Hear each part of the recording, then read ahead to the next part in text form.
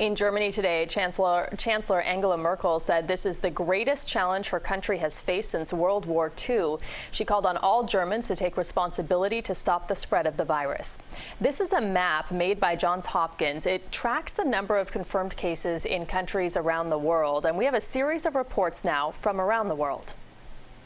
I'm Ivan Watson in Hong Kong. Now, China's daily count of coronavirus cases dropped to 13 new cases on Tuesday with 11 deaths. That's a dramatic drop from just a few weeks ago when China was counting thousands of new coronavirus cases a day with hundreds of deaths. Part of the success here is due to draconian measures like locking down the entire city of Wuhan, where residents to this day are not allowed to cross the threshold of their homes.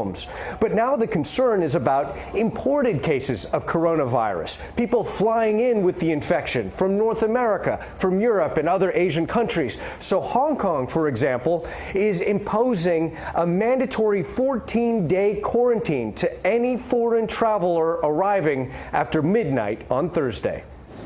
This is Barbie Nadeau in Rome, where the situation continues to be very dire. We're here above 31,500 cases and above 2,500 deaths. Now, we're finding out a little bit more information about those people who have died with the novel coronavirus. The average age is 80. Most of them, if not all, had pre-existing conditions, many of them with 2 or 3 pathologies. We're also finding out that the vast majority had only 8 days between when they started showing symptoms and when they finally died. I'm Scott McLean in suburban Madrid, where we've been given access to this sterile military production facility, which typically makes a wide range of pharmaceuticals for Spanish troops posted abroad. Because of the coronavirus outbreak, though, they've been asked for now to produce only 2 things: paracetamol, which Americans likely know as Tylenol, used to treat fevers, aches, and pains, and hand sanitizing gel, which has been in short supply around the world. You can see it here on these pallets ready to get shipped off to hospitals across the country.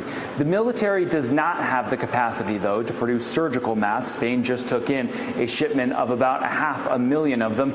Meanwhile, the number of cases that have been confirmed in Spain has reached nearly 14,000. According to the health ministry, the number of dead is almost 600. I'm Melissa Bell in Paris, in a country that is now on its 2nd day of lockdown, following closely on the heels of Italy and Spain, but just a few days behind. France announcing an extra 1,000 new cases of coronavirus over the 24-hour period yesterday, mirroring really what we saw in Italy about 9 days ago. And it is that pattern, as this crisis moves from country to country, that is so interesting to watch.